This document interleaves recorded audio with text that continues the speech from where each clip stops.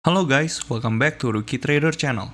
Di sini kalian akan mendapatkan info-info yang berdampak ke market kripto seperti news dan makroekonomi. Kita juga akan charting BTC dan altcoin lainnya untuk melihat potensi pergerakan market berikutnya. Langsung aja kita mulai. Halo semuanya, welcome back to Market Update hari Selasa 14 Oktober 2025. Pasar global hari ini menunjukkan recovery yang luar biasa setelah dihantam Black Swan event perang dagang di akhir minggu lalu. Ada 3 perkembangan besar yang harus kita tahu nih. Yang pertama, Wall Street S&P 500 rebound tajam dipicu oleh komentar damai dari Trump. Kedua, China dan US kembali ke meja perundingan, tapi dengan ketegangan yang masih tinggi nih. Yang ketiga, kita mendapatkan sinyal penting dari pejabat The Fed Paulson tentang bagaimana kecepatan rate cut akan terjadi hingga tahun depan. Mari kita bongkar dampaknya ke pasar ya. Yang pertama, Wall Street rebound kuat. Trump bilang it will all be fine. Pasar saham US ditutup melonjak tajam pada hari Senin, berhasil merebut kembali sebagian besar kerugian yang diderita akibat ancaman tarif 100% Trump pada Jumat lalu. Pemicu reboundnya, kenaikan ini dipicu oleh nada yang lebih lembut dari pemerintahan Trump.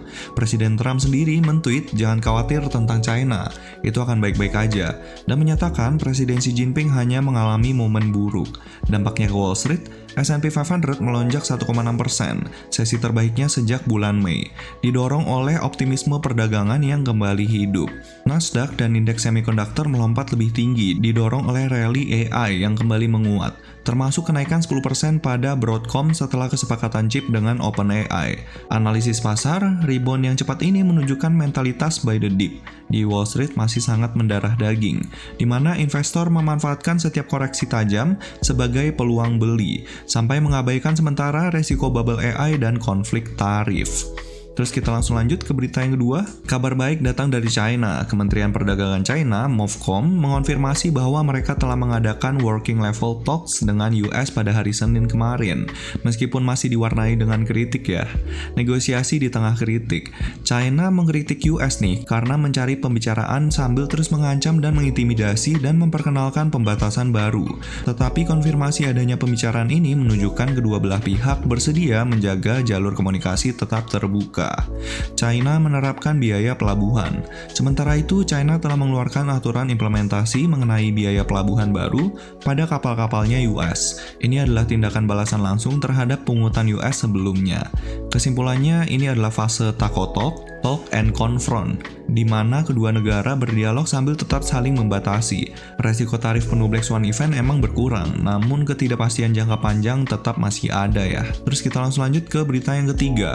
Dari The Fed, kita mendapatkan sinyal yang jelas mengenai jalur kebijakan moneter ke depan dari Gubernur The Fed Paulson.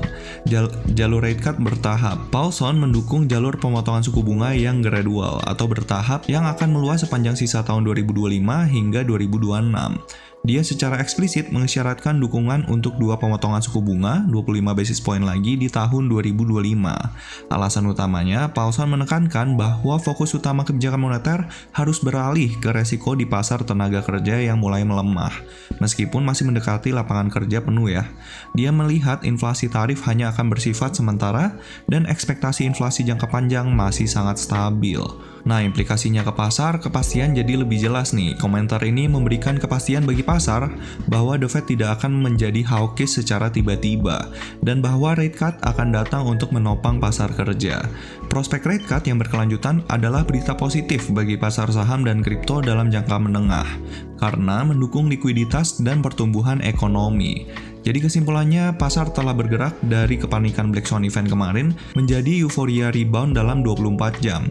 Sentimen positifnya, pasar didominasi oleh optimisme risk-on berkat pelonggaran retorika US-China dan sinyal rate cut yang dovish dari The Fed. Yang harus diwaspadai, jangan lupakan kerentanan pasar, valuasi saham masih tinggi, dan ancaman tarif belum sepenuhnya dicabut. Selain itu, likuidasi kripto terbesar sepanjang masa baru aja terjadi.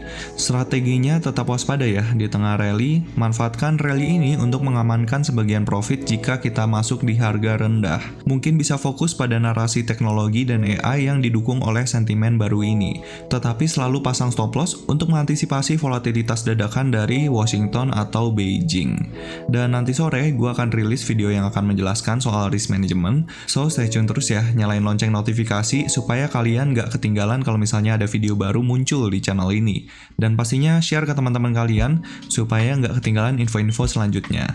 Karena dengan begitu, kalian sudah membantu perkembangan dari channel ini, dan gue akan semakin semangat terus buat video edukasi soal market di sini. Nah, terus kita langsung lanjut aja ya ke economic calendar. Untuk kemarin gak ada data apa-apa, terus kita langsung lanjut ke hari ini. Untuk hari ini sebenarnya gak ada data apa-apa yang penting, tapi jangan lupa nih, di jam 11.20 malam, ini ada Fed Chair Powell Speaks. Ini semoga Jerome Powell itu beneran ngomong yang penting ya. Kalau misalnya kayak minggu lalu cuman pidato opening doang, itu nggak akan terlalu berpengaruh ke market. Tapi kalau misalnya dia beneran ngomong nih, dan membahas soal kebijakan moneter untuk kedepannya, itu akan sangat penting ke market dan kita perlu pantau banget nih. Semoga The Fed nggak ngomong yang hawkish ya, dan semoga dia mendukung untuk kebijakan moneter yang lebih loose atau lebih longgar. Jadi untuk hari ini, data pentingnya itu cuman Fed Chair Powell Speaks jam 11.20 malam ya. Terus untuk besok itu nggak ada data penting. Kemarin gue ada bilang akan ada CPI, tapi ternyata beneran CPI-nya itu ditunda sampai ke tanggal 24 Oktober ya, kalau nggak salah. Karena BLS lagi panggil-panggilin orang-orangnya untuk rilis data CPI nanti. Karena ya balik lagi, US masih government shutdown. Jadi kayak gitu aja untuk economic calendar, kita langsung lanjut ke pembahasan far side. Nah, untuk far side ini kelihatan jelas ya, ETF itu panic selling semua. Jadi hari Senin kemarin itu total penjualannya mencapai 386,8 juta dolar. Tapi ini masih excluding BlackRock ya. Jadi nanti kita tunggu aja datanya BlackRock seperti apa. Terus kalau misalnya kita bandingin sama minggu lalu, ini masih terbilang kecil ya. Jadi kayak minggu lalu ETF flow-nya itu bisa mencapai 1,2 M, 800 juta, 400 juta. Dengan outflow segini, itu seharusnya nggak bikin market terlalu panik gitu. Dan semoga ETF flow itu kembali besar dan market terutama BTC bisa rebound sekenceng-kencengnya. Terus kita lihat ke Ethereum. Nah, untuk Ethereum ini juga ada outflow ya di tanggal 13 Oktober. Ini outflow-nya mencapai 118,4 juta dolar. Ini masih excluding BlackRock ya. Kalau misalnya kita bandingin nih sama tanggal 10 Oktober, ini outflow-nya masih terbilang kecil sih. Tapi sekali lagi data BlackRock itu belum keluar, jadi nanti kita lihat aja ketika data BlackRock itu keluar. Tapi kalau misalnya kita bandingin juga sama minggu lalu, outflow ini terbilang kecil juga ya. Walaupun emang inflow-nya minggu lalu itu nggak terlalu gede dan nggak segede Bitcoin, tapi gue masih percaya inflow-nya itu masih akan tetap ada sampai penghujung bulan November. Nah, nanti kita lihat aja ya untuk datanya seperti apa. Dan hopefully, balik lagi ETF flow-nya Ethereum semoga bisa kenceng lagi ya. Sampai nanti kita lihat ke price action-nya. Kayak gitu ya. Terus kita langsung lanjut aja nih ke pembahasannya chart. Untuk chart gue mau mulai dulu dari Nasdaq. Karena Nasdaq kemarin bisa dibilang rebound-nya itu paling gede dan paling kenceng. So kita langsung lihat aja pembahasannya gimana untuk Nasdaq. Untuk daily time frame ini gue sebenarnya agak bingung ya. Ini mau kita consider sebagai MSS atau enggak? Karena kita lihat di sini dia itu closingnya di sini, tapi openingnya di sini. Apakah ini terhitung sebagai wick? Nah, karena kayak gini, gue akan marking dua-duanya aja ya. Jadi gue akan marking juga untuk supply daily-nya di sini. Jadi kita di sini kita tulis supply daily. Supaya apa? Supaya kalau misalnya harganya ke sini, kita bisa antisipasi kalau misalnya ada rejection dari sini. Terus kita langsung lanjut aja ke 4-hour time frame-nya. Nah, untuk 4-hour time frame-nya, dia itu udah back to bearish ya. Udah jelas banget back to bearish, dan kita bisa tandain di sini MSS karena penurunannya agresif banget ya. Penurunan agresif, jadi kita bisa taruh juga untuk supply 4 hour-nya itu ada di sini. Ini untuk supply 4 hour-nya, dan untuk 1 hour-nya ini juga udah MSS ya. Udah MSS to bearish di sini. Di sini juga sama ya. Sama kayak 4 hour-nya, jadi kita tandain aja di sini MSS dan di sini adalah supply 1 hour-nya. Jadi untuk time frame 4 hour dan 1 hour itu udah fix dia bearish, tapi secara daily dia still bullish ya. Dia masih bullish, dan kalau misalnya kita lihat di sini, ini kan pergerakannya agresif banget nih. Jadi menurut gue kita perlu ngelihat struktur barunya aja sih, karena di sini kan kita bisa ngelihat nih, ada swing high, terus di sini swing low. Mungkin aja dia akan bergerak di sini, dan kita baru tahu ketika harganya itu breakout ke atas atau breakdown ke bawah. Dan untuk tahunnya harganya itu masih jauh ya. Untuk range bawahnya itu di 23.982 dan untuk range atasnya itu di 25.197. Jadi nanti kita lihat aja, ini pergerakannya mau kemana. Ini gue ngelihatnya sih kemungkinan akan ada sideways ya. Dan sebenarnya wajar kalau misalnya dia sideways, terutama karena kita lagi berada di area all time high nih. Ini bisa dibilang kita lagi ada rejection setelah mencapai all time high ya. Kalau misalnya kita lihat di daily, lihat di sini dia creating higher high, dan di sini adalah all time high-nya. Jadi sangat wajar kalau misalnya di sini ada rejection. Kalau misalnya di sini langsung breakout, itu juga bagus-bagus aja ya. Jadi nanti kita lihat aja gimana reaksinya dari supply ini atau demand ini, kayak gitu. Kayak gitu untuk Nasdaq, kita langsung lanjut aja ke pembahasan Bitcoin dominance. Nah, untuk Bitcoin dominance ini ada kabar bagus ya. Untuk 1 hour-nya itu dia udah back to bearish di sini. Kelihatan jelas dia back to bearish, dan sekarang dia itu lagi approaching ke demand 4 hour-nya. Karena kita lihat di sini kalau misalnya kita ke 4 hour, ini tuh one swing gitu ke atas. Dan kalau misalnya di sini juga nggak mampu mempertahankan Bitcoin dominance untuk tetap bullish, kita bisa expect untuk Bitcoin dominance itu creating lower low lagi dari sini. Dan mungkin aja bisa mencapai ke demand daily ini gitu. Tapi untuk short term-nya, Bitcoin dominance nggak boleh breakout dari sini. Ini adalah supply 1 hour-nya. Karena kalau misalnya Bitcoin dominance kayak gini nih, itu akan ada tekanan lagi ya. Akan ada tekanan lagi buat altcoins, dan Bitcoin dominance-nya itu kembali menguat. Soalnya 1 hour-nya itu MSS to bullish lagi gitu. Dan di sini kita bisa expecting lower low karena 1 hour-nya itu udah MSS to bearish gitu. Jadi balik lagi ya, Bitcoin dominance-nya itu sebenarnya udah lumayan bagus.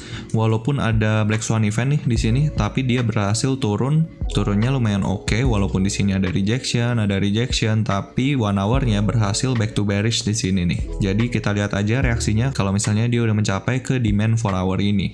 Dan terutama kita juga lagi ada di trendline ini nih. Trendline ini kan yang menjaga pergerakan Bitcoin dominance tetap bullish nih dari kemarin. Dan dia udah sampai ke trendline ini tempat yang lumayan krusial. So kalau misalnya dia ada kenaikan sedikit itu wajar ya. Dan mungkin ekspektasinya supply 1 hour ini bisa menjaga pergerakan Bitcoin dominance itu tetap bearish gitu di time frame 1 hour-nya. Dan semoga altcoins bisa terbang lagi ya kalau misalnya Bitcoin dominance-nya turun. Karena balik lagi, kalau misalnya Bitcoin dominance-nya itu turun kayak gini, itu sangat seger ya buat altcoins. Kalau misalnya kayak gini, ini altcoins tuh tertekan ya. Tertekan parah. Kalau misalnya kita lihat nih di sini, Bitcoin dominance-nya naik sedikit aja nih. Naik sampai 62%. Altcoins-nya kayak nggak ada semangat hidup gitu. Jadi ya balik lagi, biasnya kalau misalnya kita mau altcoins-nya itu naik, biasnya ya pastinya Bitcoin dominance-nya itu bearish gitu. Kayak gitu ya untuk Bitcoin dominance. So masih bagus sih, masih bagus, masih ketaker. Walaupun kejadian ini nggak ketaker, tapi kalau misalnya kita lihat di sini dia bener-bener habis retest nih, habis retest dari SNR ini, dan hopefully retestnya walaupun cuman week doang, hopefully cukup ya. Hopefully cukup dan bisa mengakibatkan Bitcoin dominance itu kembali turun ke bawah. Kayak gitu ya. Oke, kayak gitu untuk Bitcoin dominance. Kita langsung lanjut ke pembahasannya Bitcoin. Untuk Bitcoin, tutupan candle weekly kemarin itu terbilang lumayan oke ya. Oke dalam artian apa? Dia masih bergerak di dalam candle hijau ini. Lihat ya. Candle hijau ini kan lumayan gede. Ini gue coba hapus dulu gambarnya. Candle hijau ini kan lumayan besar nih. Dia itu masih bergerak di dalam candle hijau ini. Dia belum mampu untuk closing di bawah candle hijau ini. Jadi ini masih bisa kita bilang sebagai inside bar gitu. Dan tutupan candle weekly kemarin itu walaupun dia merah, tapi ada wick panjang di bawah. Ini menandakan apa? Ada buyers yang gede banget yang siap nampung harga Bitcoin itu ketika di sini dan membawa harganya itu kembali naik ke atas gitu. Jadi kita perlu lihat dari lower time frame-nya.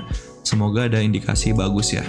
Kalau dari daily time frame, nah kita lihat di sini nih, kelihatan jelas ya, dia kayak kepantul dari trendline ini pertama, terus dia kepantul juga dari bull FVG ini kedua, dan abis itu yang ketiga dia habis mantul juga dari SNR ini, karena di sini balik lagi ada resistance, ada support, terus di sini kemungkinan bisa menjadi support lagi.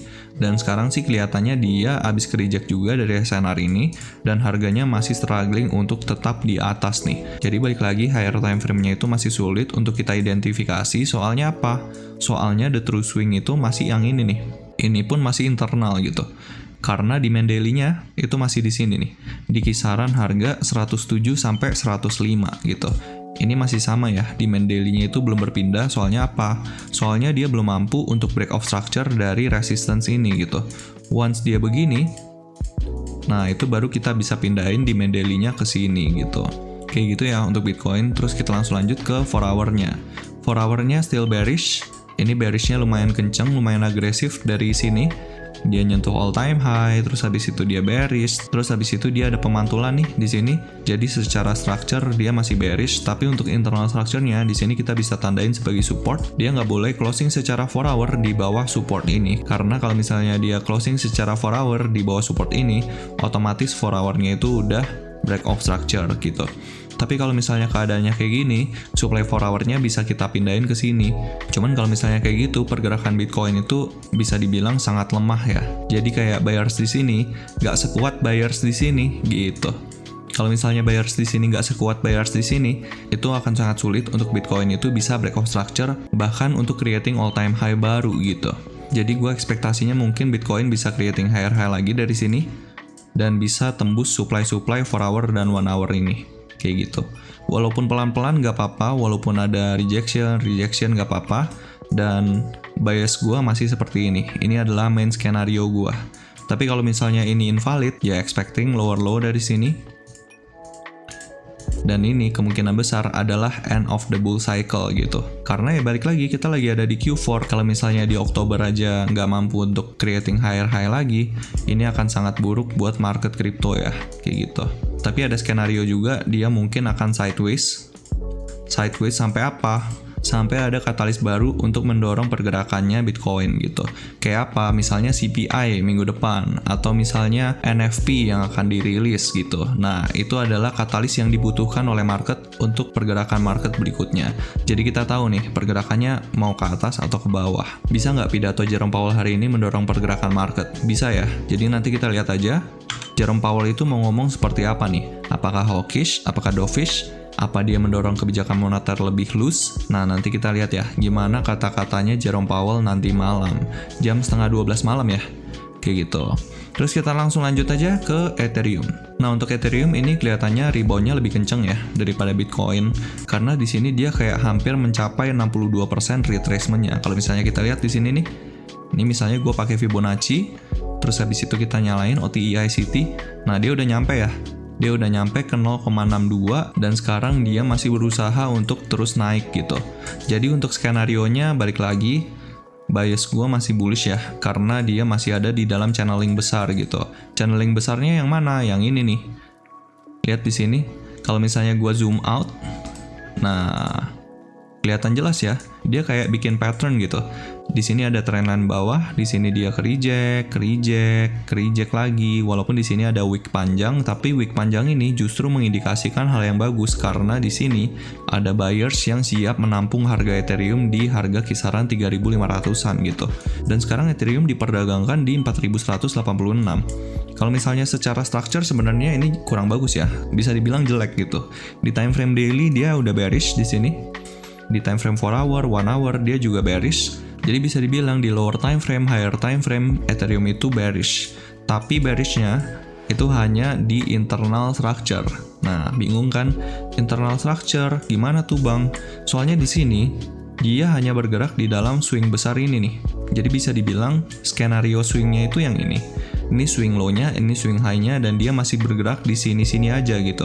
Dan hopefully kalau misalnya Ethereum itu mau tetap bullish, dia harus bisa mempertahankan swing low ini. Karena kalau misalnya ini udah jebol, itu akan sangat sulit untuk Ethereum itu bisa mempertahankan struktur bullishnya. Karena orang-orang udah back to bearish gitu. Sentimennya udah back to bearish dan kemungkinan Ethereum bisa melanjutkan penurunan lebih dalam. Dan untuk skenario bullishnya, ya balik lagi harus bisa breakout dari supply 4 hour, 1 hour, dan daily ini gitu. Kalau misalnya secara 4 hour di sini kelihatan ya, ini adalah supply-nya, dia masih belum sampai nih ke supply-nya. Jadi nanti kita lihat aja kalau misalnya harganya itu udah sampai ke supply-supply ini. Dari 1 hour-nya juga sama, ternyata di sini ada pullback ya.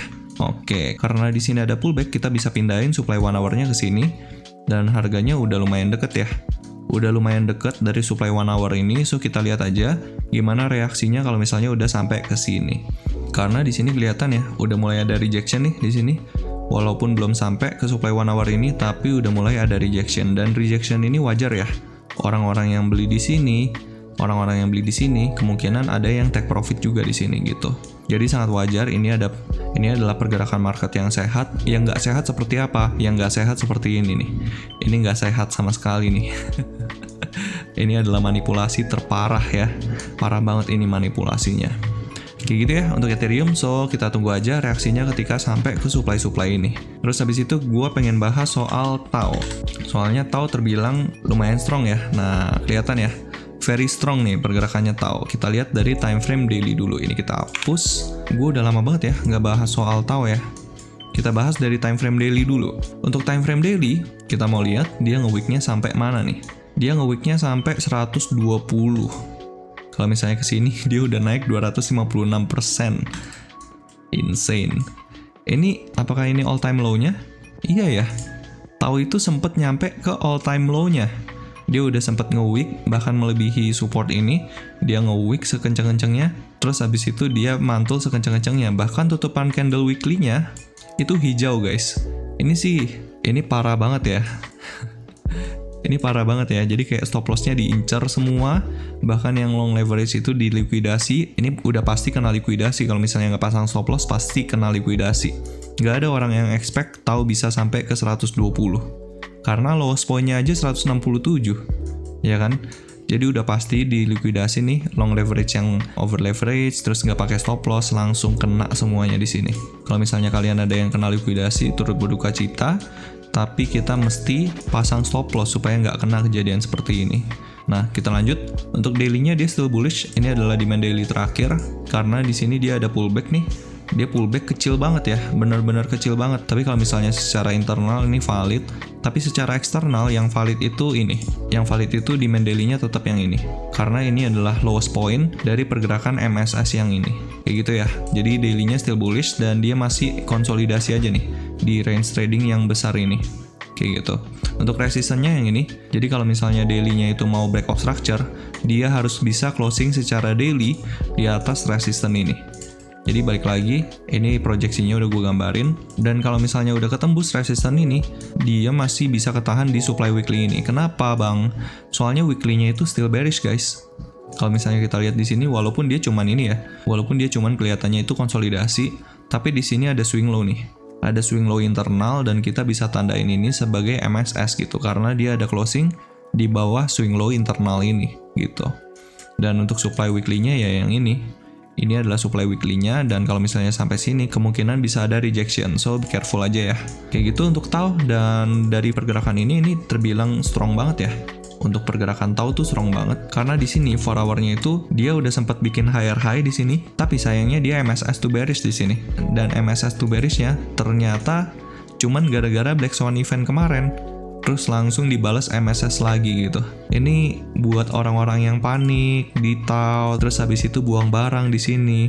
Gue yakin yang kalian rasain ketika ngeliat pergerakan TAO itu langsung naik melebihi swing high sebelumnya, itu pasti kesel banget, pasti painful banget. Kenapa? Karena ya itu yang diharapkan sama pasar, yaitu orang-orang yang beli di sini itu panic selling di sini. Kayak yang kemarin gue jelasin, panic selling di sini, stop loss di sini, semuanya dihajar dan akhirnya pada saat stop loss kan mereka jualan nih di sini.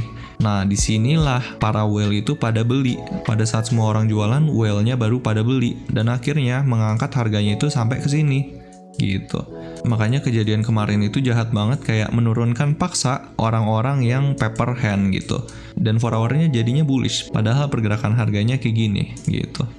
Jadi kayak gitu ya. Untuk tahu 4 hour-nya itu bullish dengan demand 4 hour-nya di sini. Sebenarnya 4 hour-nya itu bisa kita taruh sampai week-nya, tapi ini terlalu insane, gue nggak mau taruh di sini. Kita lihat dari pergerakan internalnya aja gitu. Mungkin di sini akan lebih make sense gitu untuk demand 4 hour-nya, kayak gitu ya.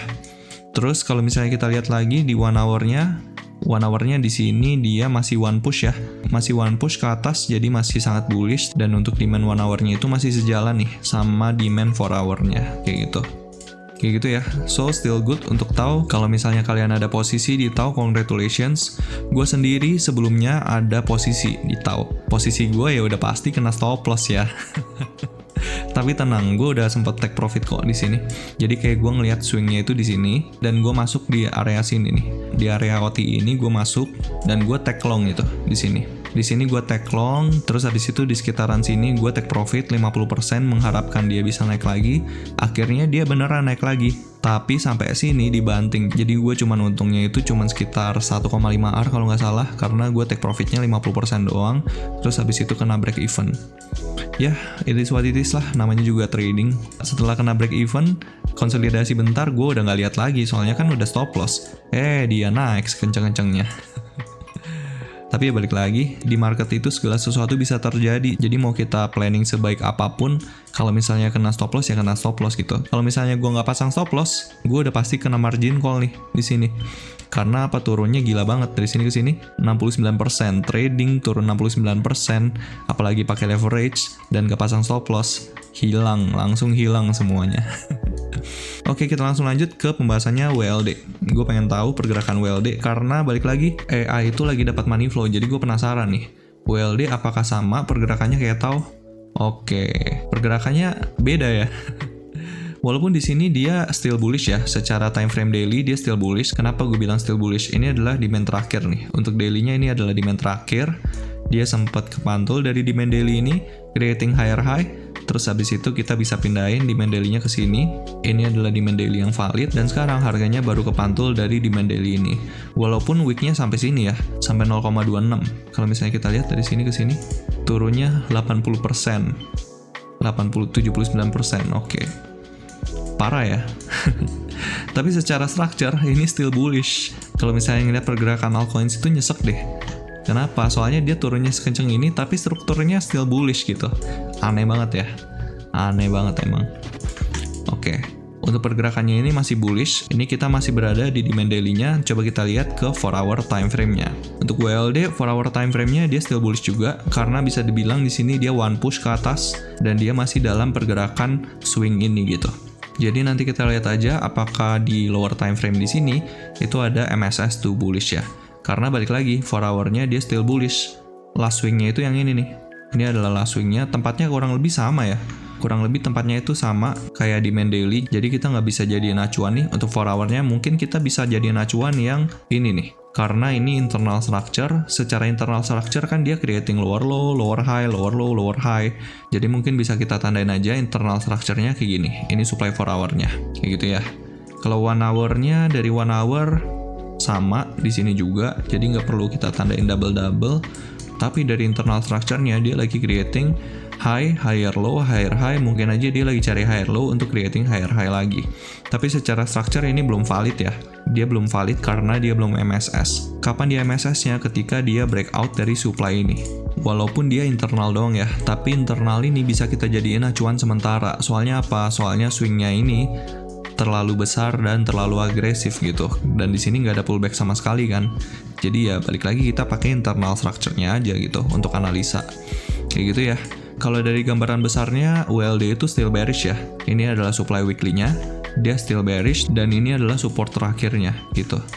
Jadi kalau misalnya dia sampai ke supply weekly ini, expecting bakalan ada rejection dari sini, karena balik lagi secara structure dia itu bearish, gitu. Oke, kayak gitu ya untuk WLD. So, semoga kalian aman dan semoga tradingan kalian lancar. Dan semoga makroekonomi untuk minggu ini mendukung pergerakan pasar itu untuk tetap bullish ya. So, that's gonna be the update. Thank you very much for the support untuk YouTube channel ini. Kalau kalian merasa terbantu dengan video ini, let me know di kolom komentar. Saya akan dengan senang hati terus membagikan informasi ke teman-teman sekalian. God bless to you all and see you guys in the next update. Cheers, bye-bye. Dan kalau kalian memiliki request untuk charting altcoin tertentu, atau punya pertanyaan seputar kripto dan market, kalian bisa langsung request di kolom komentar. Thank you sudah menonton video ini sampai akhir. Kalau kalian merasa video ini bermanfaat, kalian bisa like, nyalakan notifikasi, dan pastinya subscribe ke channel ini. See you guys in the next video.